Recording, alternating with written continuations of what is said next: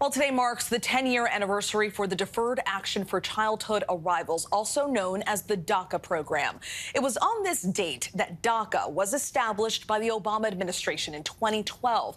Meanwhile, we are waiting for a decision from the Supreme Court on whether or not the Biden administration unlawfully terminated Trump's policy to keep migrants and asylum seekers in Mexico with what is formerly known as the Migrant Protection Protocol. Executive Director at the National Immigration Law Center, Maria Elena Incapi, joins me now live for more on this. Thank you so much, Maria Elena, for being here. Justices are currently deciding the legality of the repeal of the Trump-era policy, which was created to send unauthorized immigrants, including asylum seekers, back to Mexico while their cases were being processed in an immigration court. President Biden tried to end that Remain in Mexico policy last year, but it was reinstated. What decision are you hoping for? Yes, thank you for the invitation, Stephanie. So as you mentioned, as we are celebrating the 10th year anniversary of DACA today, we are very anxiously also awaiting a number of decisions from the Supreme Court. I think the important thing is we don't have a decision yet, but what we do know is that this country has a long and rich history of welcoming people who are seeking refuge in our country.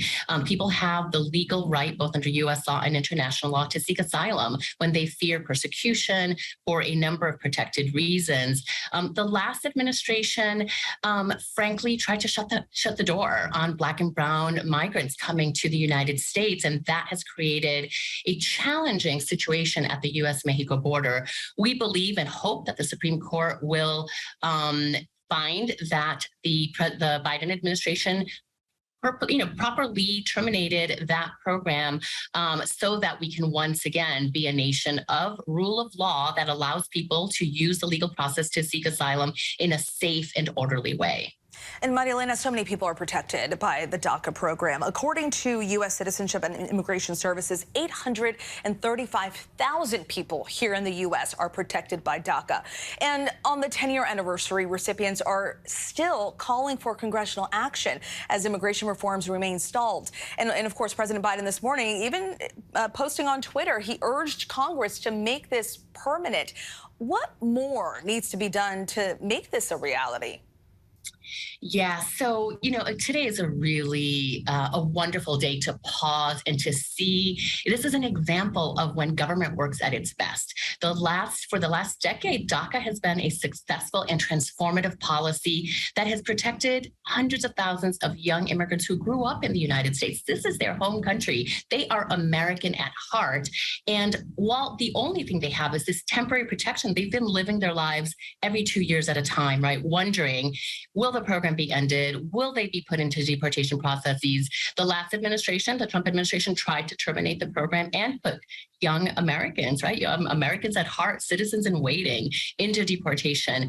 What we see right now is that this program has been so transformative. It has allowed young immigrants to pursue their work and educational goals, to provide for themselves and their families, to buy cars, buy houses, pursue jobs that are essential to our country in this moment. Many of them are working in essential industries, healthcare workers, right? Folks who were essential during the pandemic, for example.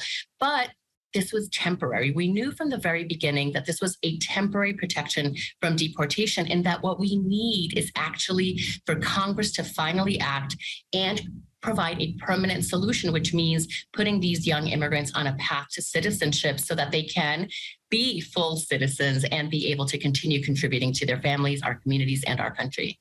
Exactly. Dreamers still waiting for that. And I found this to be really interesting that top White House officials will be meeting with Dreamers today for discussions on preserving DACA. How important is it that they have a seat at the table during these conversations?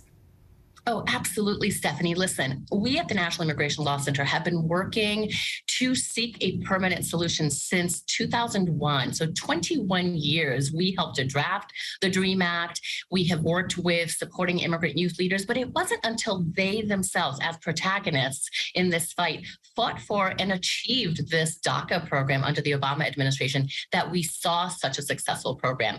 We at the National Immigration Law Center also worked with them within A decade ago, right? Obama announced it. And on Saturday morning, the next day, we rolled up our sleeves and started working to implement this program successfully. So immigrant youth have been at the table every moment, and it's their life that's at stake. So absolutely, it's wonderful to see that President Biden and the White House is going to be meeting with these young leaders who are currently playing such a critical role in our country, and they're also part of our future leaders in the country.